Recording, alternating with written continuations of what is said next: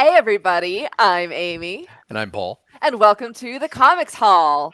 We got a thank you. The crowd goes It's wild. wild. The crowd goes mild. We've got a bunch of great new books for you guys this week. We are covering the week of Wednesday, May 26th. We are joined by a fabulous moderator, if you'd like to introduce yourself. Hi, I'm Jasmine. I will be in the social channels with you. We are live on Facebook and Let Your Geek Side Show, on Twitter, on YouTube, and on Twitch. So chat with me there and have a great show, everybody.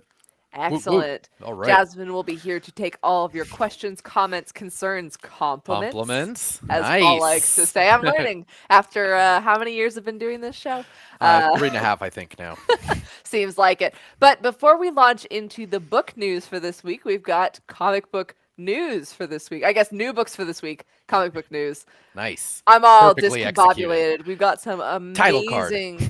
amazing stories. We've got hmm some updates in the world of television, graphic novels that cover music, and an ongoing edition of one of our personal favorite books on That the we stands totally called. Just right saying. now. Totally called it. We're going to start right now with the biggest news of today. Of course, we've got new casting for Sandman. Netflix has announced even more of the cast joining their upcoming Sandman live action series. As you'll remember, they've previously announced actors like Gwendolyn Christie as Lucifer and more, but we've got this beautiful graphic encompassing 12 new additions to the cast. We're not going to run over all of them, but Oof. we're going to go over the biggest ones.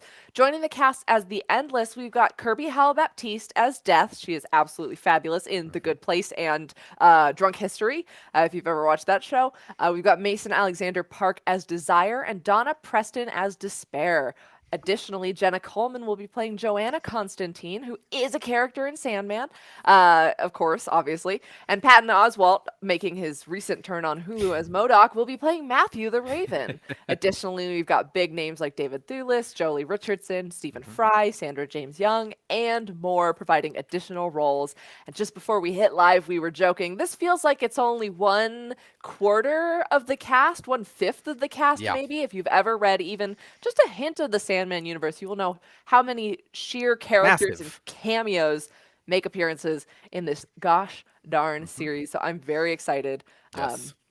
let us know what you're thinking about that casting in the comments. But that is just so, I'm just so beyond excited to see where they're going to take this story with a cast as massive as that. Very, very, very excited. I just got through some of the audiobook as well, Oh, so yeah, I'm like I'm in. I'm so ready for I've this got now. it's like a 12 disc or like 10 disc, 12-hour hmm audiobook because I don't have Audible, so I bought the physical, Oh, dirty physical nice. media version of it. But I'm very excited, so that's in my car for road trips. Oh yeah, that's good. That's definitely. Just don't go dreaming when you are driving, please, Amy. Or So else I might meet Kirby Hall Baptiste. maybe Jenna Coleman too, who's in the cast. You might meet Jenna Coleman, so who knows? All right. So artist Michael Walsh and Image Comics have revealed that the Silver Coin horror anthology is being extended to an ongoing series in response to its breakout success and growing interest among fans like us too. We had called it. We called our shot, and we're like, this is probably going to get extended because it is so popular. Every issue, pardon my language, has been a banger. It's been fantastic. I mean, it's been so much fun. So previously revealed writers had included Chip Zdarsky, Kelly Thompson, Ed Brisson, Jeff Lemire, and the ongoing announcements. So the writers that are now newly announced for the ongoing series will include Vita Ayala, Joshua Williamson, Ram V, and Matthew Rosenberg. The Silver Coin #5 will hit shelves on August 11th. Again, just a murderer's row, which is fitting. We can actually say murderer's row for this horror anthology. It's nice. They are certified murderers. And yes, it's not Yes. too late to jump on the Silver Coin train hmm because Chip Zdarsky's issues and Kelly Thompson's issue are both on stands currently, or depending on if your store has sold out or not. But I believe they're Yeah. still available. And again, this is an anthology series where every story relates in that it includes the cursed silver coin, but technically they're all completely different stories. You don't have to read them in any particular order. They're all unique standalone adventures, Yep. only connected by the presence of the silver coin. Boom. Up next, Freddie Mercury is getting a graphic novel about his life. Z2 Comics has announced that they will be collaborating with Universal Music Group and Mercury Songs Limited to create a graphic novel focusing on the life and times of Queen's Freddie Mercury. The book will be called Freddie Mercury, Lover of Life, Singer of Songs, and is billed as a journey through his life from Zanzibar in India to his formative years in England. The story will be told in his own words, with each chapter giving a glimpse into the many facets of his life. Now, I'm very curious about that part where it's in his own words, if they're taking actual excerpts from quotes that he has said, or just kind of approximating that. But the graphic novel will be written by Trace Dean, who is also the writer of Z2's All Time Low presents Young Renegades. And you may or may not have known this, but Trace Dean is a fantastic contributor to the Sideshow blog. He's covered topics like Clint Eastwood, The Mandalorian, and more. He's very cinema based. So we've got some great content from him. Fantastic writer. He also wrote a book about The Rock for Quirk Books. Dwayne The Rock Johnson, not just any Rock. The book will also not Alcatraz. no, Oh, not different Rock. Alcatraz. Okay. But the book also features a beautiful cover by David Mack, which you guys are seeing on the screen currently, and artwork by Kyla Smith, Robin Richardson, Sophia Zaragoe, Tammy Wong, and Amy Liu. And additionally, if you're listening to the podcast feedback and you want to see that beautiful David Mack cover for the Freddie Mercury graphic novel, you can go to sideshow.com/geek and check out our blog. On Thursday, we will upload all of the assets and covers featured in this episode. Otherwise, thank you for joining us at Wednesday, 4 p.m. Pacific time, like we're here every week. We love and appreciate all of you, and it's very fitting that Jazz is stepping in today because she's a huge David Mack fan, I believe.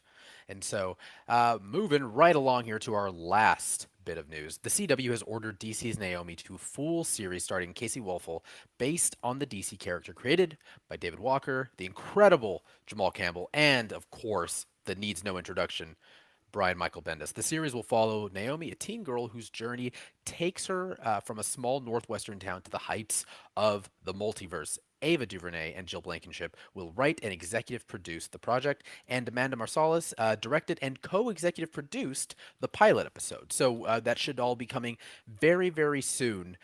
Very, very stoked for that. Again, the CW tends to just absolutely crush it with these sort of the introduction of these characters that may not have been previously at the forefront of DC's shelves, if you will. And very, very excited for this character. I mean, absolutely. This character was created from love by three incredible people, and we're very, very excited to see what the CW does with this. And we've got an awesome promo image up on the screen as well that is actually kind of a recreation of one of the covers of the Naomi series. Yep. Definitely unexpected by a lot of people that she would get as popular as she has been. But that was part of the Wonder Comics launch, I believe. From DC, and here she is now. So don't underestimate new characters, y'all. They're on the rise. So that does it for our comic book news for this week. But we've got new comic books this week. There we go. I did it right this time. Well done. With our weekly haul, this is the segment in which we will cover the books that came out this week, and we are starting this segment off with the aim of the book. We like to give you the aim of the book. If you were to ask somebody, what's this all about? AIM is our patented acronym system to give you all of the tools you need to make an informed comic book purchase without any of the scary numbers of blank out of blank stars, especially when they start getting in fractions like a 3.5 and you're like, I get the decimal. The only fraction I need is Matt fraction. Thank you very much. Thank you. So as we do explain regularly, but we'll just refresh you guys really quickly again. AIM stands for accessibility, interest, and money. Accessibility is how easy is it to grab and read, and how difficult might it be to actually physically find this book. Interest is who would like this, what other books are similar to this title that might interest you or sway you one way or another. There's kind of a branching, almost not like a family tree, but like a branching pathway between different books that are similar in some respects.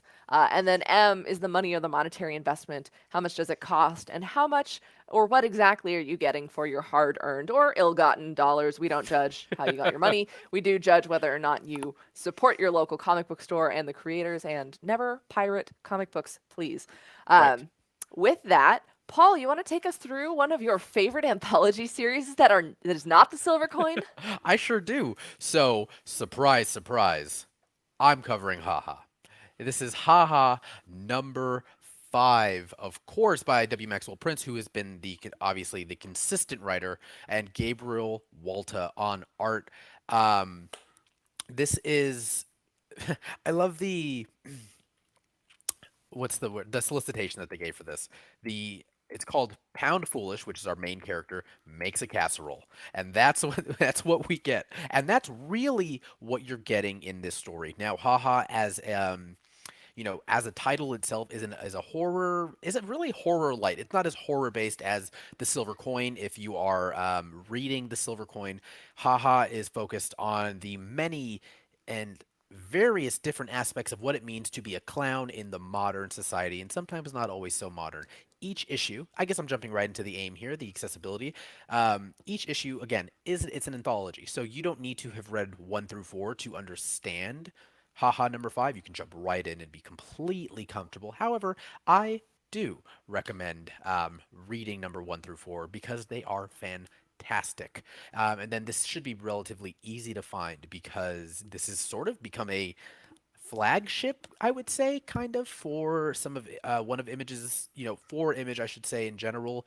W. Maxwell Prince is also just a king over there right now and is absolutely crushing it. So you shouldn't have any trouble finding haha number 5 or even 1 through 4.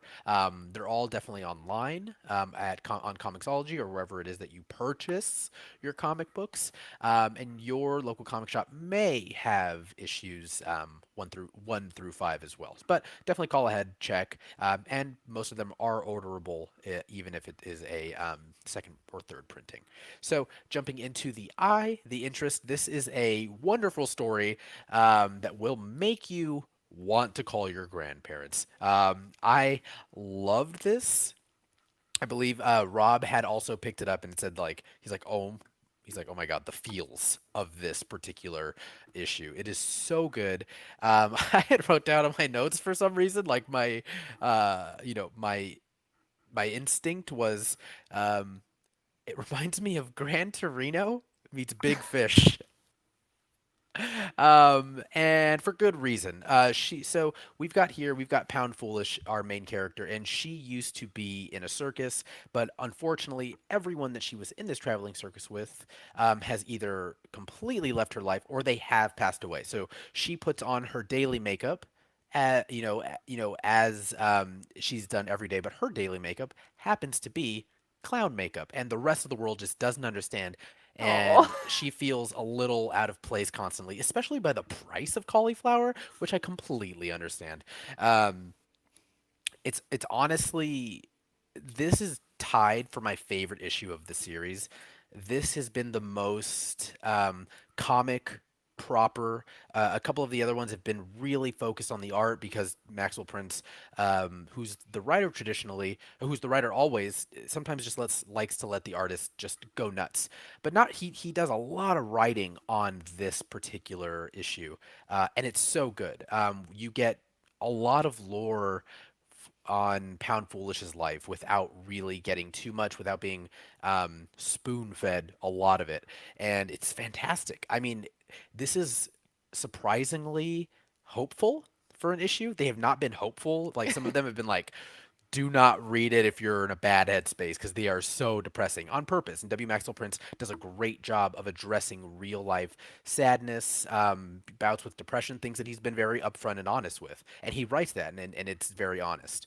And so this is again, a surprisingly hopeful story, and it's really, really good. And again, I'm just going to go in when you read this, Gran Torino meets Big Fish, and then come into the local comic society at side.show/your LCS and tell me how right I am. Because I'm telling you, I get huge Big Fish vibes from this, and you'll know halfway through what I'm talking about. And then the monetary investment, $3.99, which has been the price of all of these, standard 32 pages, and this is 5 of 6.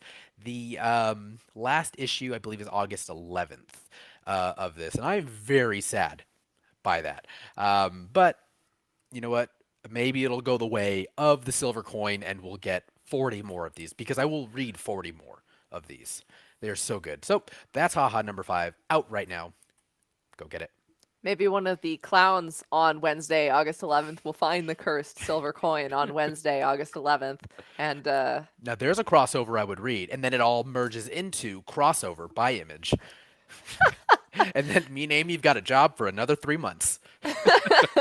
becomes one massive cinematic universe. Hmm. We'll see. We'll see what happens, but you Yeah. guys can go and pick up Haha number 5 right now on stands. I'm gonna hit you with a new number Oh. 1 from this week. This is from Vault Comics. We've got the Blue Flame number 1. Now, this is a really interesting one. Here on the video, you guys are seeing the Christian Ward incentive variant cover. There are a ton of variant covers out for this one this week. Lots of really fun ones, and Vault has been doing a great job with. They've got some artists in residence who do specific covers for them, but they've also been doing like comic book homage covers, which is awesome.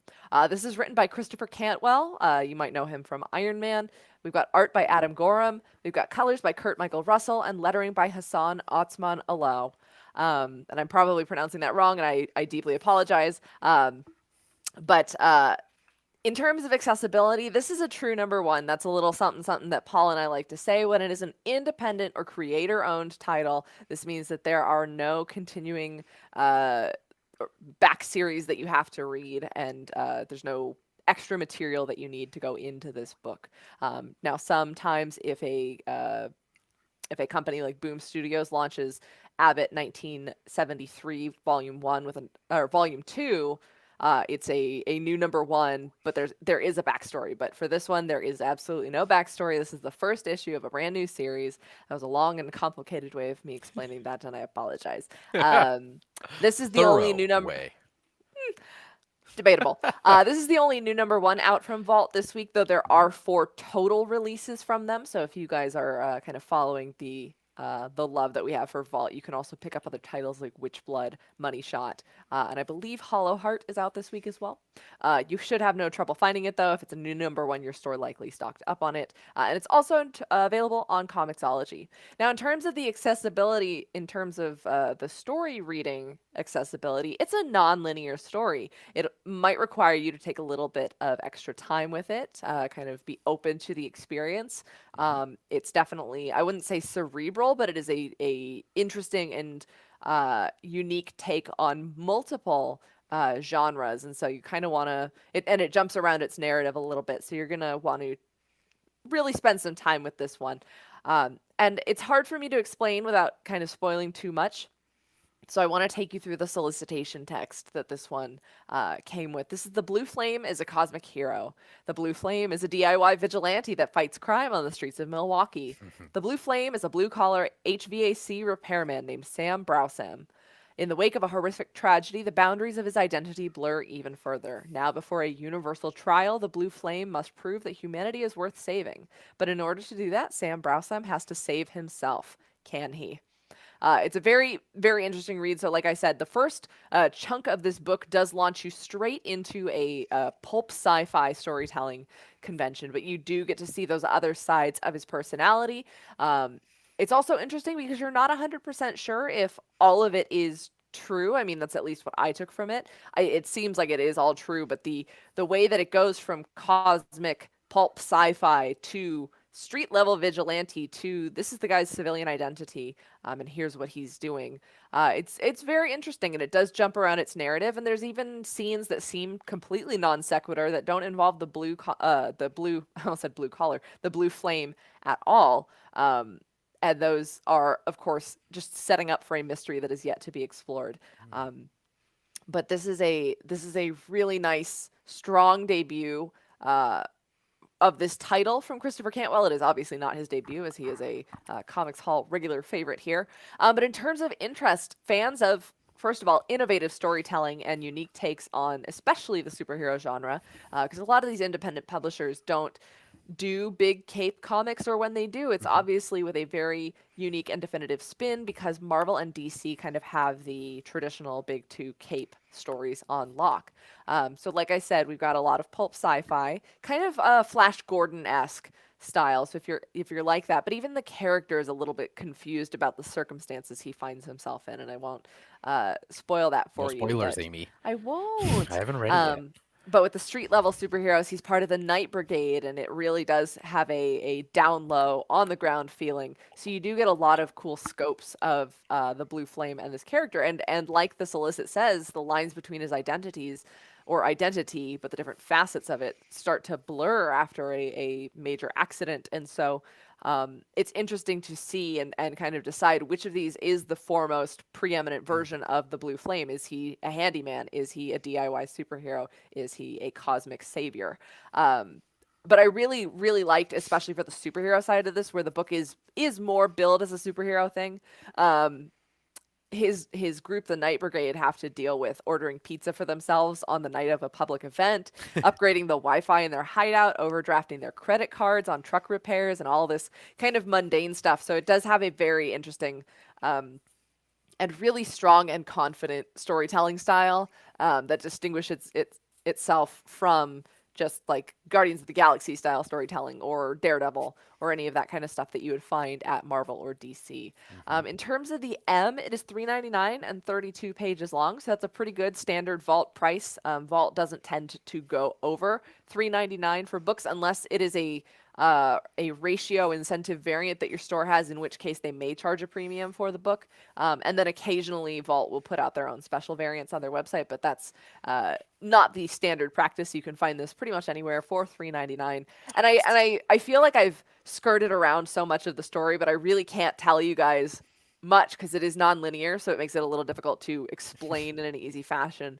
But I think if you're a fan of everything that Vault is putting out, I would highly recommend it. And again, if you like Flash Gordon style superhero stories or the kind of bum luck superheroes, vigilante style, the book does feel like multiple stories going on at once, but it does it very confidently, and I think in the hands of a writer like Christopher Cantwell with the artist and the team that he has backing him up, it's a strong debut for a very mysterious and intriguing story that's Yeah.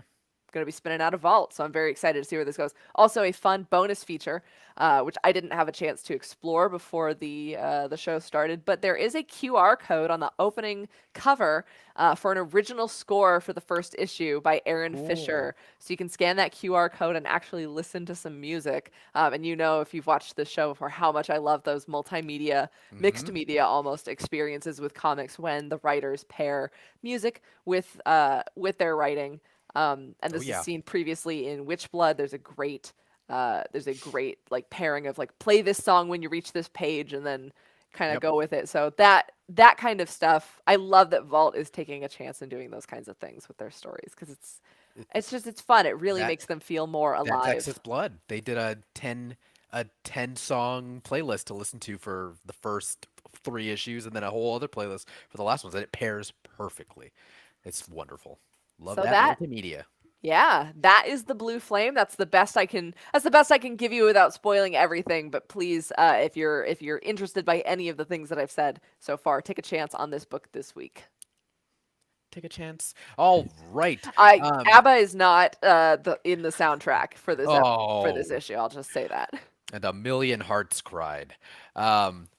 All right, thank you so much, Amy. So before we move on, Jazz had let us know of a very unique question that we had gotten over on YouTube. Jazz, do you want to run us through what that is? Do we got Jazz? Do we got Jazz? Imagine that in my Seinfeld voice. Or I can just read it as well. Oh, are you here, I'm Jazz? here. I'm Hi. here. Hi. So on YouTube, Mhm. Charles Tate and his wonderful little girl Ella want to know why the clown in Haha number 5 is shopping. Oh, of course. Well, Ella, hello. Thank you for watching the show. Let us know what you're reading right now. If you are not currently, I don't know how old you are. If you can't currently read, let us know what you'll be reading soon. So, to let you know why Pound Foolish here is why she's shopping is because she is just, she's going about her normal day and she is making a cauliflower casserole that I also want to try. And I think you and your dad should go out right now and get all of well, first you've got to go get Haha number 5 at your local comic shop, Ella. That's step 1. Step 2 is you can open up towards like the back half of it. You're going to want to read a majority of it. Ella, I hope you're. Are you? She following along still, Charles? I need to know, because if not, I'm I don't want to waste anyone's time. So, step two. There's a cauliflower recipe in there that it seems wonderful. It's for a casserole. Find out first what cauliflower and casserole is. And if you know what both of those things are, because you're like 12, then I feel like a jerk. But she is shopping for dinner because unfortunately, the older you get, the more you just find yourself cleaning and shopping. That's what you end up doing. So I hope that answered your question as thoroughly as humanly possible. So Ella, if you got any more questions, please submit them to social@sideshow.com. I appreciate you. All right, moving. Paul, before we move Oh on yeah, though, so you just because we're talking about multimedia experiences with songs and stuff, is that an actual recipe you can physically follow? 100%. Oh Yeah. my goodness. It's an actual recipe that I believe W. Maxwell Prince like makes personally and has learned it from, I think he says, his dad's side of the family in an interview that I had read on AIPT. And he's saying like, yeah, it's just he likened it to is it the Godfather, Francis Ford Coppola, who put a in some of the sets when it was selling, he put a spaghetti recipe because he said if people hate the movie, at least they get a pretty good spaghetti recipe out of it. So, very similar to Haha number five, but like I think you should make this. it and Mhm. give us a review sometime. I will make it. That sounds delicious. And like The Godfather, Haha is definitely, it's pretty good. So you're getting multiple things out of it. Sorry, I was That's not prepared. I did this was not in my notes, Ella. I'm Paul's so sorry. extremely succinct cinematic review of The Godfather. Thank It's you. pretty Yeah. good. The movie was man, but the spaghetti recipe is what I'm here. You come for the spaghetti recipe and you stay for the whatever the rest You of the leave the movie is. gun, you take the cannoli. Boom. Title of our book. Moving along to our next aim. I am going to be covering Mr. Miracle, The Source of Freedom, number one. That's actually cover B. Cover A is a little different, but I just love this cover so very much. So this is spinning out of DC future state, particularly Superman Worlds of War. I'm sorry, this was a Superman World of War had two stories, and the back half of the Superman World of War DC Future State book had a Mr. Miracle story that we were following very, very closely. Mr. Miracle, if you are unfamiliar, does more or less nowadays operate on the ground level in Metropolis. This is not though scot free. This is Shiloh Norman coming to terms with multiple things that would drive any of us absolutely insane, particularly how to deal with the mantle and deal with the legacy that Scott Free is making Shiloh Norman live up to. So, jumping into the aim of this book, the accessibility, this is a pretty moderately big release for DC Comics. Anytime they have a number one, it's usually really well marketed. So you should be able to find this cover A and cover B at your local shop. I did, and I went, at like 1:30, and I didn't have any problems finding it. So, and it is available right now on Comixology if you are reading digitally, which I totally understand. So, now, how easy is this book to just pick up and read? That is the harder question to really get into because while you see the number one, a number one may not always be the best place to start when reading or learning about a new character. Mr. Miracle, I feel, is a particularly niche character in and of himself, but majoritively when you read Mr. Miracle stories, it's usually Scott Free, who's part of the New Gods, that Kirby-esque style. This is very much not that. Shiloh Norman is for all intents and purposes, a really, really humanized version of Mr. Miracle. There's no Big Barda. There's no real, space odyssey that Scott Free usually gets himself into. This is a really good and a really human interpretation of Mr. Miracle. So if you are maybe someone that likes that Kirby era, Scott Free fighting with the new gods style of Mr. Miracle, this may not be for you. Now, normally I try to pick books that you can just, or we both do actually. We both try to pick up books that are as true to a true number one, as we like to say, as possible. Meaning you can just pick it up and be completely fine. This may require you to read Superman Worlds of War from DC Future State 1 and 2 to understand a lot of the um, societal and emotional complexities of Shiloh Norman and why he feels like he can't live up to Scott Free's legacy. It's very interesting. And also, there's a lot of references to Mr. Miracle's lore in here that is sort of like, hey, like that Brandon Easton being the writer. Sorry, Brandon Easton is the writer on this, and Fico Ossio is the artist. Now, Brandon Easton is a huge Mr. Miracle fan and actually wrote all of the Mr. Miracle stories in the DC Future State event that we just had in February. So it's nice to sort of have that continuity. So if you read that, you will enjoy this. It's the same style of writing. However, I do think Fico really upgrades the art here. He is incredible. I love the new suit design for Mr. Miracle. It's actually my favorite. I like it way more than like the Tom King one. I like Tom King's story, of course, but the Mr. Miracle suit in this one is just really cool. It's definitely more modernized. Um, so, and then again, that was all the accessibility, by the way.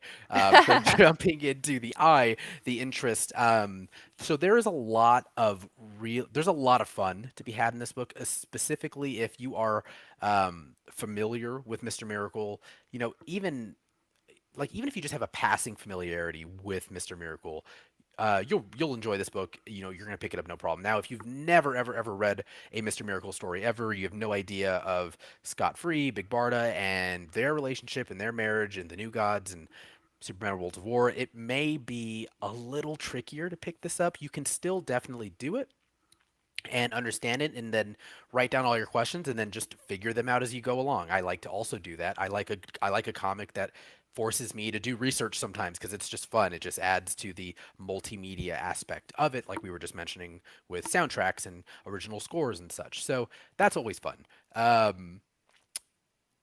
So as I was mentioning, Shiloh Norman is a particularly interesting character.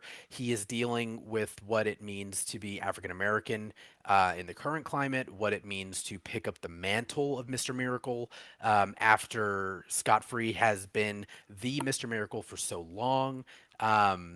What it means to sort of be Mr. Miracle in 2021 and how he is the social media conscious version of that particular character and how he thinks that Mr. Miracle shouldn't be up there with the Justice League. He should be more ground level, helping the people of Metropolis, as he says, the people that Superman flies over every day. And I think that was a really good line and a really great direction for Mr. Miracle that I never really thought of because I associate Mr. Miracle with the New Gods, and that's sort of again that space odyssey aspect of it. But to have him be on the ground level with his fellow Metropolites, I don't know. I don't know what the actual Sure. Metropolites. Sure, sounds like a dinosaur, but we're gonna go with Metropolites. Is a really interesting take on the character. And then speaking of of the world itself and the character, Osio does a great job. Who's the artist of really kind of capturing the various moods that Shiloh Norman, our main character, Mr. Miracle, has when he is trying to escape from something. The art style is a little more chaotic and frantic and really fast and scribbly. When he's just in his apartment chilling, the art's much more refined and relaxed. When there's flashbacks, you can very much tell that it's a different era, and it's always really well appreciated. Um, I think there's a lot to love in this book. There are a lot of plot lines that you're gonna really have to keep up on. Again, you don't have to have read all of the stuff I mentioned earlier to really enjoy this book, but it does help. It's like running. Like you don't need to put shoes on to run, but it helps. And so jumping into the lastly the M, the monetary investment, the money. It's $3.99 for 32 pages, which is average for the it's on par for DC books right now. And this is actually one of six. This is a mini series, so it's only a six issue investment, and for them to sort of finish telling the tale that they started in Superman World of War for Future State. So Mr. Miracle, the source of freedom, number one, again by Brandon Easton and Fico Ossio. Go get it. It's really fun, and I think if you are unfamiliar with Mr. Miracle as a character, I think you're really going to enjoy Shiloh Norman specifically because he's a very human version of Mr. Miracle that we don't typically get. And that's it. All right. Solid Nailed endorsement. it. Yeah. All right. Well, speaking of spin-offs and characters, I don't know where I'm going with that one. Segway. Characters taking up new mantles. Boom. I've got our last aim for this week, which is Heroes Reborn Young Squadron #1. Now, Nice. this is a continuation of my glowing endorsement of last week's Heroes Reborn when I kind of caught us up to speed on this 7-week long event. In addition, we do have a new issue of Heroes Reborn today that is #4 of the main series, written by Jason Aaron. But this is one of the one-shot tie-ins. Every single tie-in for this event, well, it seemed like they were going to be 3-issue miniseries and such. These are all one-shots, one and done Yeah, that's glimpses nice. of an alternate Marvel universe in which the Avengers were never formed. So this is the Young Squadron, written by Jim Zub, with art by Stephen Cummings, art by Eric Arciniega, and letters by Clayton Cowles. Now, while this is not a true #1 in the most technical sense, it kind of technically is. It's very interesting. It's very strange. It's an extremely accessible one shot that doesn't require you to have read all of the previous Heroes Reborn titles, even this week's #4. And I know that because I read this issue before I read #4 this week. It revisits the origins of 3 popular Marvel teenage characters, Kamala Khan, Sam Alexander, and Miles Morales, who in another life were known as Miss Marvel, Nova, and Spider-Man. But those heroes don't exist anymore. It doesn't even follow their typical Marvel Comics origins, so you can go into this even if you've never read a book with any of these characters or their respective series, because it is introducing them as brand new heroes inspired by this universe that has been rewritten by maybe Mephisto. WandaVision fans, if you were disappointed in the lack of Mephisto appearing, you might want to hop on this event from Marvel because you're going to get plenty of Mephisto. So the reason why I say it's not technically a new #1 is because it's using established characters. It's using Kamala, Miles, and Sam Alexander, but technically, really, the only thing that you would have had to have read or understood beforehand is the Heroes Reborn kind of main title and what's going on, the fact that the Avengers never formed at the Squadron Supreme, which is Marvel's closest approximation to the distinguished competition, are the new #1 heroes in America, and as such, our hero-worshipping generation of superhero teens have different role models to look up to. And the final thing in terms of accessibility, this is available online on Comixology. So if you can't find it at your local store, their order numbers may flux depending on the interest expressed in a tie-in to this main event. But you can always pick it up on Comixology as well. In terms of interest, if you're a fan of the Champions, not the Young Avengers, I know that the title is Young Squadron and might lead you to think Young Avengers, but none of those characters are featured here. This is the Champions lineup, of course, because it's meant to be more like a Young Justice style team.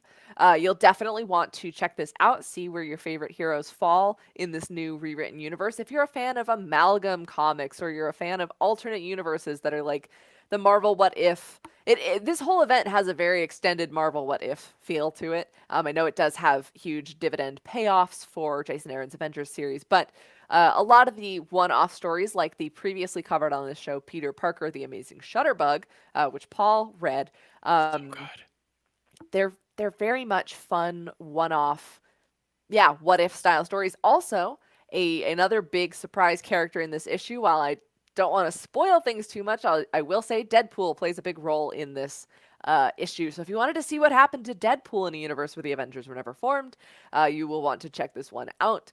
I will say he's a little bit similar to Harley Quinn in terms of where we've seen parodies and characters show up on this in this event. He's our Harley Quinn, and there's also a lot of references to Mephisto. So again, if you're chasing that Mephisto high from Marvel, you're gonna want to check that out. In terms of M, this is $4.99 for 36 pages. $4.99 is the standard for this event, excepting of course the first Heroes Reborn issue, which was an oversized 44 pages for $5.99, but everything else is $4.99. You get 36 pages, slightly oversized.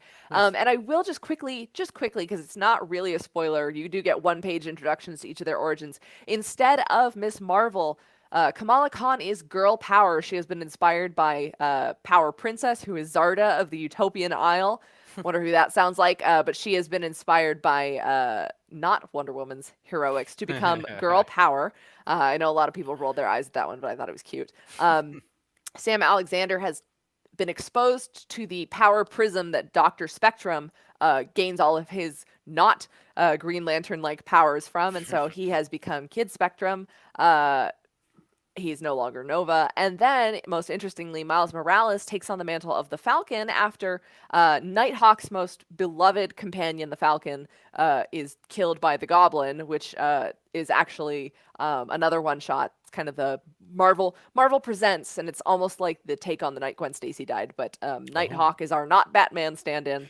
But of course, his not Robin stand-in was the Falcon, and Miles Morales, wanting to get into the superhero game, finds a vacancy in a superhero mantle and jumps in. But that is only just the beginning, and literally only the beginning, like 3 or 4 or 5 pages of this issue once they get into the larger heroics after they've all been inspired and taken up their new superhero names. It's a lot of fun. Again, you don't even have to really be reading the event. If you go in with an open mind and an open heart and you want to see an alternate universe in which these characters were inspired by different superheroes, then you're going to want to check this one out. And I think I did mention it's 36 pages long, and as all Marvel comics do, they include a bonus digital edition. So that's a little free bang for your buck if you are picking that one up. So $4.99 gets you the entry price of a physical comic book plus a digital for your online collection. Nice. And that is Heroes Reborn, Young Squadron #1. And I promise I will go back and finish reading all of Heroes Reborn. I'm just like, there's just so much stuff. I will be reading on Marvel Unlimited, but these are all so fun. It is moving very quickly as an event because I think everything is a one shot, and the 7 issues really mostly just affects the Avengers title, and it does of course affect titles like Thor and Captain Marvel, which took a break for this month for the event, but it's not one of those ones that's going to change the future of Marvel forever as we know it, because it technically changes the future of Marvel, and you got to believe it's going to go back to normal. So it's a really fun, fast-paced event. So I recommend diving right in. Yes, please do. All right, everyone. So that was the 4 books that we are going to be aiming today. We will have all of that in the blog going up at some point tomorrow, usually early in the morning. Usually early in the morning. Our podcast usually launches about 8 a.m. and the blog with all those covers follows shortly thereafter. Side.show/blog, bookmark it and wait, like stare at your computer for at least an hour, and it will eventually update, and you will see the Comics Hall Wednesday the 26th blog up. I promise you. So we are moving on to our next segment that we like to call Pulling Ahead, which we look at some books that me and Amy very quickly look at some books that me and Amy are very, very excited for, sort of coming up in the near future. I think these are all books that are coming out, if not late July, sometime in August. These might all be August books. Yeah, so if you listened to our show last week on the news segment, we did drop a ton of announcements from Vault and Marvel Comics specifically. We're not going to overlap any of those, but if you're looking for some of those titles. But otherwise, all of the publishers seem to be dropping their solicitations this week. A couple are still a little slow on the draw, but I think by Friday we will have all of our looks ahead to August. So Paul and I have pulled out a few highlights for you that we want to make you aware of because, again, as we always like to stress on this show, the key is to pre-order. Let the store know what you want. Let the publisher know what you want, because then Silver Coin might become an ongoing series. Little comic book magic like that if you plan ahead for your reading. Boom. All right. So I think I'll get us started here with a book that I am very, very excited for. It is no shock, no surprise, look at the rings, that I am a huge DC fan. So of course, naturally, I'm picking a DC book. I am very excited to pull ahead for Batman Fear State Alpha. Fear State Alpha #1 specifically. This is going to be written by a Comics Hall favorite up in the Raptors, James Tynion IV, JT4, artist Ricardo Federici, I'm sorry, and Jorge Jimenez will have variants, Ben Oliver. They've just got so many people on this book that are absolutely crushing it right now on Batman. Now, this event has been about a year in the making, because this started some of the seeds for Fear State, and what was happening was actually done right after the Joker War, in which that James Tynion had also written, and that was sort of the one of the last times that he had said, like, I love the Joker, but I have a little bit of Joker fatigue of my own, and he really wants to steer into a character in Batman's Rogues Gallery that he's a huge fan of, that I am also a huge fan of, and that is the Scarecrow, Jonathan Crane himself. I'm very, very excited. We're already starting to get some, some Fear State, get it, Fear State, future state. It's a whole play on that. And essentially what future state did was jump in the very far future, or not so far future, of all of these characters across the DC line, and show possible futures and different things that are either happening or might happen in the omniverse. And what we're seeing in Batman and across a whole bunch of different lines is some of those futures that we did see in the event of Future State starting to come to fruition. And this is no different. We're starting to see the Magistrate. We're starting to see Scarecrow really having like a death grip on the city of Gotham, and it's really, really exciting. We're also seeing a new fan favorite, Peacekeeper 1, who is part of the Magistrate. We actually just got the origin for that character. So it's incredibly fascinating to see Tynan not only create new characters, and he's created so many new characters recently in Batman canon. You see there, of course, you see in the cover that we're looking at, you see Scarecrow, Batman, Harley Quinn, but now we see Miracle Molly that's over Batman's right shoulder, and she's very, very interesting as a character. And we just got, it was Batman 108, I believe, that I just read. That's technically her origin.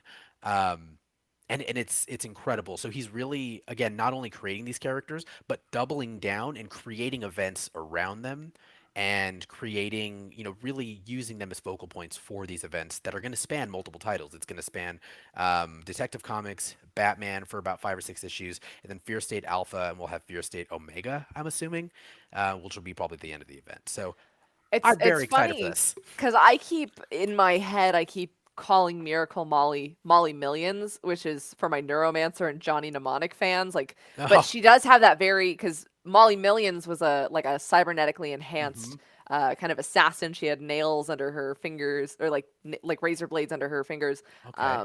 and like some of the tech stuff in her body. So that's what I kind of see when I see Miracle Molly, and I have no idea if there's any connection there. But I keep calling her Molly Millions, which is totally I mean, different character. But I love the design, and I'd love to know more about her. So if she's yeah, gonna, Tynan's a huge nerd, so it's very possible that it is a Johnny Mnemonic callback at some point. She's great. The character Miracle Molly, I'm not going to spoil too much of who she is and what her lore is, because her lore, it does have some spoilers in and of itself for the current Batman run. But if you wanted to just read her lore, you can pick up Batman 108 and some of 107 as well. okay, very cool. Yeah. Up next, I've got a little title from Boom Studios called "Eat the Rich." This is a new release. Absolutely, you should never really judge a book by its cover, but with comic books, you can. And I am just blown away by Oof. this cover, which looks like Daredevil meets like Schitt's Creek, and like, oh my Ah, god, I don't know. It's like this. I am entranced by this cover, but even more so, I'm very excited by the plot of the story. This is written by Sarah Gailey with art by Pius Bach. This is a psychological thriller and slight horror tale that is recommended for fans of Stillwater and Nailbiter. That was specifically in the solicitation oh wow, I love text. both of those books. So, um, yes, so if you enjoy any of that, you're going to want to read Eat the Rich. It is about a young woman named Joey who decides to spend the summer with her boyfriend Aster before launching herself into law school and trying to make a career. Very busy thing. So just take the summer off. Her boyfriend's hometown, Crestfall Bluffs, is an idyllic place where Joey will get to meet Aster's childhood friends and family. And she discovers that his family is very affluent and attended to by servants for their every need. But beneath the affluent perfection lies a dark, deadly rot. And the question to you, the readers, is will Joey discover the truth before it's too late? And if she does, can she survive to tell the tale? So this is going to be, I believe, a limited series. I think it's about 5 issues long. Nice. But you can find in the solicitations for Boom's August releases, there are a number of covers put out already teasing for this title. And I'm very intrigued. I mean, it's a common kind of phrase you see on the internet and just kind of in younger circles when people are like, just eat the rich. It's almost like eat the rude from Hannibal, but like eat the Yeah. rich. So we're gonna Eat your see, vegetables. yeah. But psychological thrillers are pretty effective in comic book format as your mind is forced to look at the pictures and move through. So I'm very Hmm. excited to see how this one goes. So Yeah. that is going to be up for pre-order as soon as the next issue of previews. That nice, beautiful phone book like thing comes out. Your comic book store should be able to order it with the Nice. distributor code, whether from Diamond or Luna or wherever they get their books. Nice. Do we have time for one more? Or do We you have have time any for more? I Yeah. have a couple more. Okay. I want to hit some real quick Marvel updates. There are no images for Nice. these, but Marvel has yet to drop their full cover gallery. That should be coming in the next day or two. Okay. But we do have some updates for big events or things happening in August. I know I probably said events and people just shuddered, but like milestone notable issues. Jonathan Hickman's previously unrevealed X-Men Hmm. title has been revealed. It'll be Inferno, the same title as the formative X-Men crossover of the late 80s, and fans are hoping that this is going to be our return of Moira McTaggart Mm. because we have not seen her since Hoxpox. And she's Black great. Widow. Yeah. Black Widow is hitting the 50th issue of her self-titled series, so with legacy numbering, and it will be with the issue 10 of the current Thompson and Casagrande run, which is fabulous. Number 7 is out today, but by the time we get issue number 10, there will be 50 issues of Black Widow comics. Wow. Screenwriter John Ridley and artist Juan Cabal will be relaunching Black Panther with a new number 1 in August. And yes, that is the John Ridley who wrote 12 Years a Slave, I believe. Hmm. And Um, yeah, and the next Batman. Yes. And several major titles will be skipping August, but they are expected to return in September. These are not cancellations as far as we know, but Marvel has not given a reason why the titles are skipping the month. These include Excalibur, Nonstop Spider-Man, New Mutants, Sword, Shang-Chi, Shang-Chi, Eternals, Champions, and the Reptile miniseries, which is only a 4-issue series, the first issue of which is out today. Again, no reason given for why these are stopping, but if you are reading those titles, a number of X-Men titles, so they're probably taking a catch-up month after the Hellfire Gala, which also, I believe, begins next week. Big week next week. Yeah, so there's a lot of stuff coming out in Yeah. August, and we'll get a full solicitation list from Marvel very soon. Very, very excited for all that. I had one more smaller one. It's an image book. It's an image and Top Cow book. It's called Saint Mercy by John Zerplatten and Atilio Rojo. And it releases on August 25th. And the plot is Mercedes Oro is one of the surviving descendants of the Incans, who has been charged with protecting a cache of cursed gold used in their child sacrifice rituals. But when an outlaw tries to steal the gold for his band of thieves, he unknowingly sets events in motion that will unleash an angry god who is willing to travel through the centuries to have what he desires. I read an interview with Platten, and he said one word, and it made me think like I am so in on this book, and it was Trillium. So if any of you out there are fans of the Eisner Award-winning book by Jeff Lemire, Trillium, this may be something to look out for. It is. There are preview pages for Saint Mercy that are out there, and we have what Platten had mentioned, like two incredibly badass younger female leads in the story who have every reason to get along, but their entire being and their entire cultures are telling them to not get along.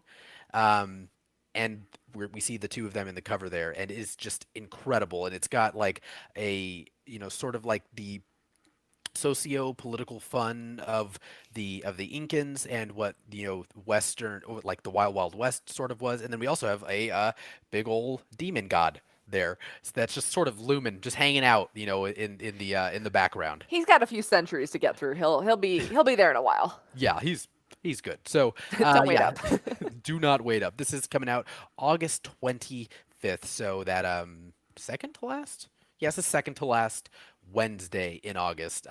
Just something to look out for. Again, the art is beautiful. It's very reminiscent of what you're seeing on the cover. I know a lot of people like to know that as well, but Ati Rojo did the cover A here, and did all the interiors as well. I believe most of the coloring too. So it's going to be pretty consistent. I'm very excited. I'll definitely be covering it on that August 25th episode. I'm just letting you guys know now. So mark your calendars. Mark your calendars. Pick this book up. Put it in your pool. I believe it should be available, or maybe not available. Some of these may not be available to add into your pool now, but if they are, do it. If they're not, do it soon. Yeah, with very, very, very shortly. I think usually a week or two after the solicits are released. And I did want to just point out a couple quick things from DC. Their full solicitations are online, but we are getting the first issue of a Pennyworth 7-issue limited series in August. That is, of course, based on the television series, but it will span the years between the television Nice. series and the modern time. And it will be written by Scott Bryan Wilson and with art by Juan Gideon.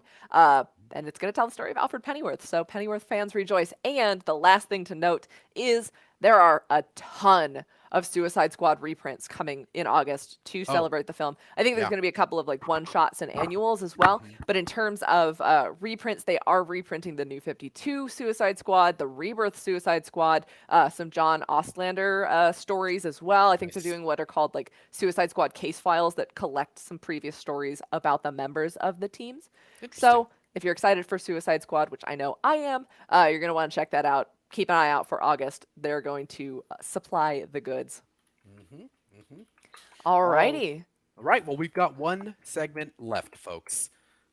One last one. We're of course talking about Holler at the Hall. That's us, and we'd asked you all a question in the Let Your Geek Set Show Facebook group, and of course in the local comics society.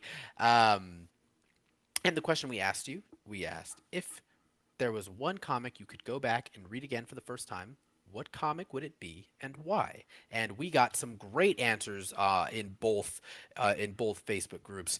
First, oh, I lost my place here. There we go. Joe Cormier over in Let Your Geek Set Show said so many to choose from. First one that comes to mind would be Rick Remender's Uncanny X-Force. Great choice. I recently just finished rereading it, but I remember being so into it when I first did read it. By far my favorite X-Force team. And then he also gave us some, some afterthoughts here. He said also probably Dark Avengers and Batman Nightfall. I've never read Dark Avengers, but I did read Batman Nightfall. All right. Up next, Chris Surma says Walking Dead. First 100 issues, no TV show, no knowledge. Boom. That would Like, be, yeah, that was a nice, succinct answer. mhm. And absolutely agree. That would be a really cool series to re experience for the first time. Yeah, 100%. And then lastly, 14 Wellington over in the local comics society said, The Dark Knight Returns. It was more gritty than any of the comics I had read in the past and redefined the character of Batman for me. It also reinvigorated my interest in not only reading comics, but in collecting again. It would be an absolute joy for me to re-experience even the little moments. And then, of course, provided a photo of his awesome Dark Knight Returns merch. We've got there the animated. We've got Carrie Kelly. We've got the I forget his name, but the The mutant leader. like the punk mutants. I forgot their exact names. But then, of course, the Dark Knights book, and then the Dark Knights. It looks like the DC Collect versions there. So great, great, great, great, great photo. Thank you so much, 14. And we've got one.